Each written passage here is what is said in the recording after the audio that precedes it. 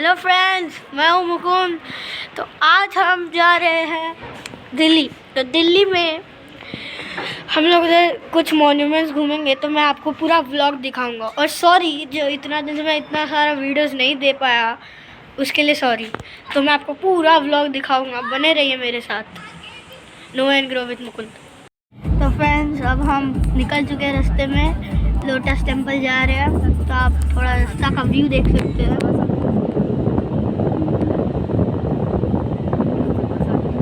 हम lotus temple नहीं जा पाए, तो इसलिए अब हम रेड फोर्ट जा रहे हैं। तो चलिए देखते हैं। देखो किसका नाम है भाई।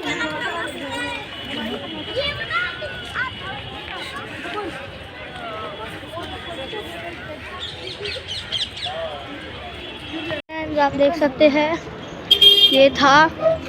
और अब हम लोग और अंदर जा रहे हैं। अंदर का मैं आपको दिखाऊंगा, आप बने रहिए मेरे साथ। ये है रेड फोर्ट, तो आप पूरा देख सकते हैं।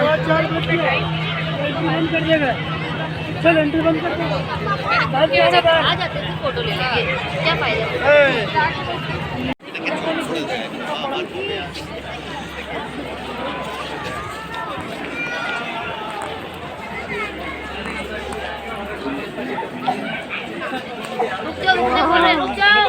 तो ये है म्यूजियम, पूरा इसमें लिखा हुआ है। और आप ये जलियन वाला बाग मैसेकर का जूम करके दिखा देता हूं। ये पूरा है,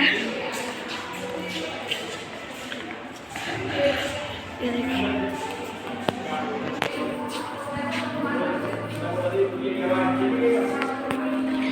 ये है जेल का भी आपको दिखाता हूँ।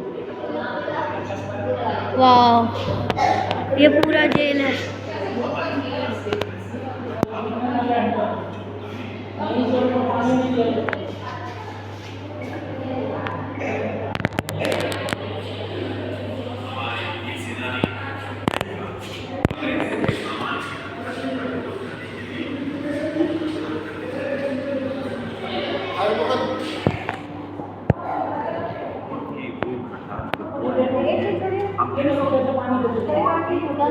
ये एक शॉर्ट वीडियो चल रहा है। क्यों? एक शॉर्ट वीडियो है। ये देखिए, ये उसमें पानी डाल रहा है जिससे कि उनको तकलीफ हो। क्या करते थे?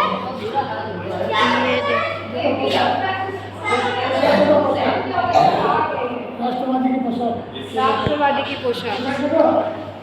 ये है राष्ट्रवादी की पोशाक। फ्रेंड्स, ये बादशाह अब्दुल जफर, उसका सीट था, मतलब उसका जगह था। ये बैठते थे और फिर इधर से वो पूरा नाच गाना देखते थे। आप देख सकते हैं, ये पूरा गार्डन है, तो गार्डन में पूरा डांस ये सब देखते थे। और ये है जेल, जो अभी थोड़ा अच्छे से बन गया। पहले ये स्टील का रॉड में था, लोहे का रॉड से था, अभी ऐसे जाली का बना दिया। ऊपर ऐसे बना हुआ है ना, एक रॉड, ऊपर झंडा होता है, ठीक है ना। तो वो झंडा को हटा दिया जाता है रात में। सुबह जब होता है तब वो फ्लैग लगा देते हैं वो आर्मी लोग, और जब सन हट जाता है तब उसको हटा देते हैं, ठीक है। तो ये एक उनका है कि जब उगता है तभी सब सैल्यूट करते हैं, और जब मतलब शाम को होता है तब कोई नहीं सैल्यूट करता, इसलिए ये बना हुआ है। तो चलिए अब हम एक वीडियो देखते हैं, इधर ही किया हुआ है।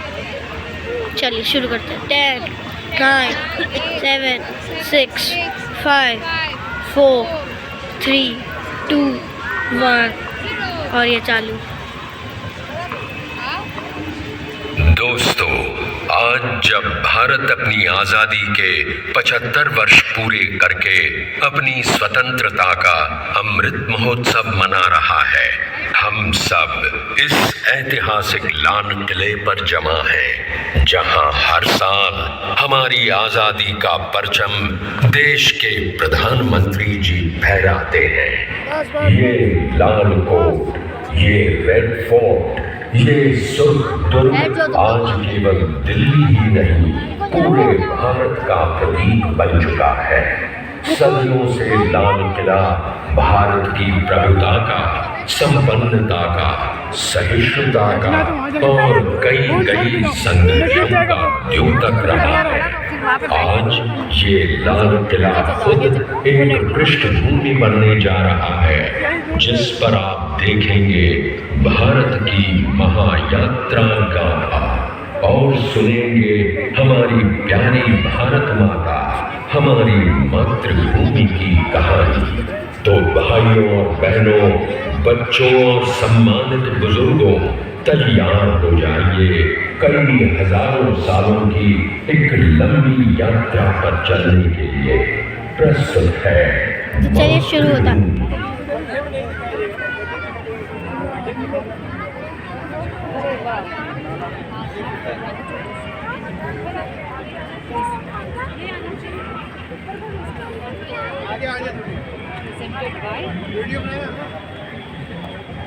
स्टैंड नहीं है वीडियो बनाने के लिए, तुम लोग खोल लगा।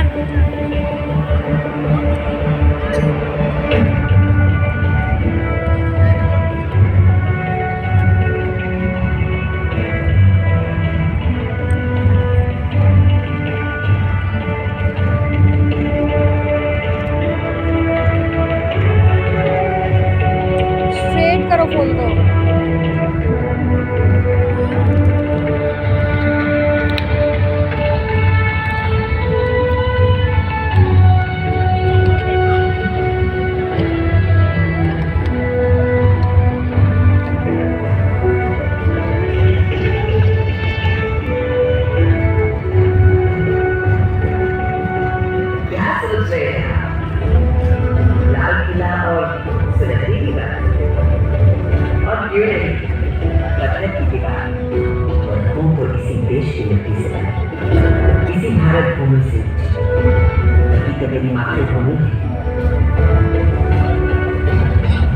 और आज जब पूरा एक सुनहरे और अमृतकाल की तरफ बढ़ रहा है, तो मैं कैसे पीछे छूट सकती हूँ?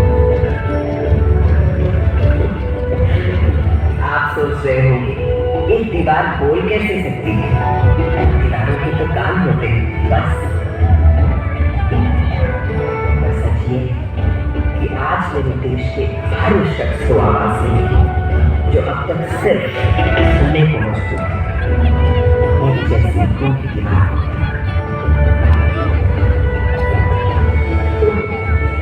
ऐसा नहीं कि सुनहरा समय मेरी मातृभूमि ने पहली बार देखा। मेरा भारत तो हमेशा सोने की चिड़िया कहला और एक के बाद एक कई स्वर्णिम काल देखता रहा। अब मेरी जन्मतिथि भी देख लीजिए।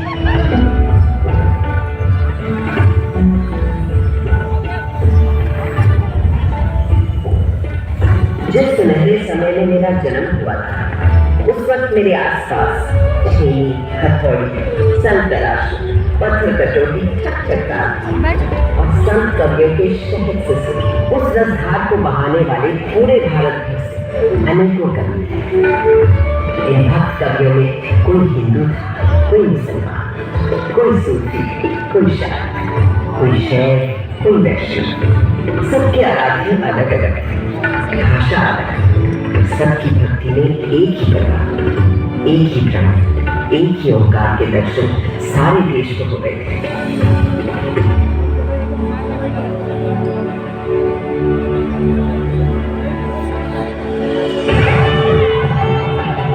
यही तो दिखता है हमारे देश के त्योहारों में, जब एक ही दिन, एक ही मुहूर्त, जैसे मकर संक्रांति पर खिलाते हैं अलग अलग उत्सव।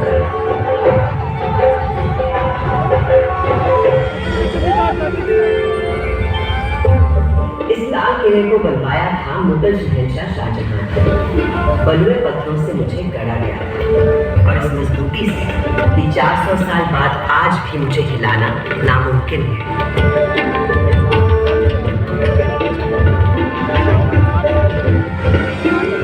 बिल्कुल उसी तरह जैसे है मेरे देश के विचार, सिद्धांत, उसूल। असल में भारत सिर्फ एक देश नहीं है, भारत नाम है एक सोच। मुझे बनाने वाले मुगल तो हिंदुस्तान में मेहमान बनकर आए, पर फिर यही के होकर रहे। भारत ने तो हमेशा हर विश्वास, हर विचार के लोगों को अपना समझकर अपनाया है और कहा है अतिथि देवो भव। मगर उससे भी बहुत पहले भारत ने कई स्वर्ण युग देखे, जैसे था हमारे देश का वैदिक युग। सरित सरस्वती नदी के तीर बैठे जब ऋषि मुनि गंभीर, सभी भारती आहुति और यज्ञ तपस्या कर हुए सब ये वेद व्यास है। लगे हो वेद पुराण ऋग अथर्व यजुर और साम, शोध किए सब जीवन तत्व, खोज लिखना प्रकृति का ये यजुर्वेद है। जीवात्मा परमात्मा है एक, माया ब्रह्म से लगे अनेक, आत्मा अजर अमर अछेद, अनादि अनंत अखंड अभेद। वेदों को रचने वाले इन ऋषियों ने दुनिया को जीवात्मा, आत्मा, परमात्मा की जिस एक की बात हमें सिखाई थी, उसी को श्री कृष्ण ने धर्म क्षेत्र कुरुक्षेत्र की युद्ध भूमि में अर्जुन को सुनाया। जैसे पुराने कपड़ों को उतारकर मनुष्य नए कपड़े पहन लेता है, उसी प्रकार आत्मा भी पुराने शरीर को त्याग कर नया शरीर धारण करती है। इस आत्मा को ना तो शस्त्र काट सकता है और ना आग से जला सकती है, ना इसे पानी निकाल सकता है और ना ही हवा उसे सुखा सकती है। तब से आज तक आत्मा की संस्कृति भारतीय संस्कृति की आत्मा है और ओम की ध्वनि उस परम ब्रह्म का स्वरूप। कुछ आ नहीं रहा बेटा, चलेगा भी नहीं, कहीं जाएगा भी नहीं, आएगा। आज सरस्वती भले ही आंखों से ओझल हो गई, पर नासा के सर्वेक्षण बताते हैं कि सरस्वती अभी तक जीवित है और अब धरती के भीतर रहती है।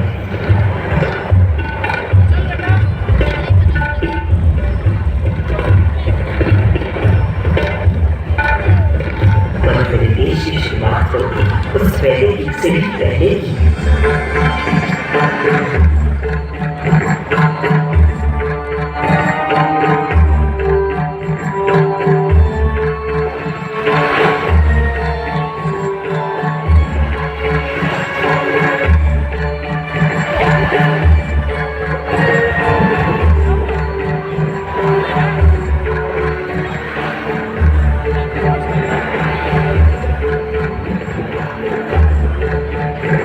सिंधु के किनारे एक ऐसी सभ्यता उभरी, निखरी, संभली, जो संसार में कभी भी कहीं भी नहीं देखी थी। उस वक्त के हमारे शहर smart intelligence cities. This was a wonder point India. 5000 साल पहले जो दुनिया। फ्रेंड्स, अब हम घर आ चुके हैं, तो अब मैं अपना व्लॉग ख़त्म कर रहा हूँ। तो अभी के लिए बाय, गुड नाइट।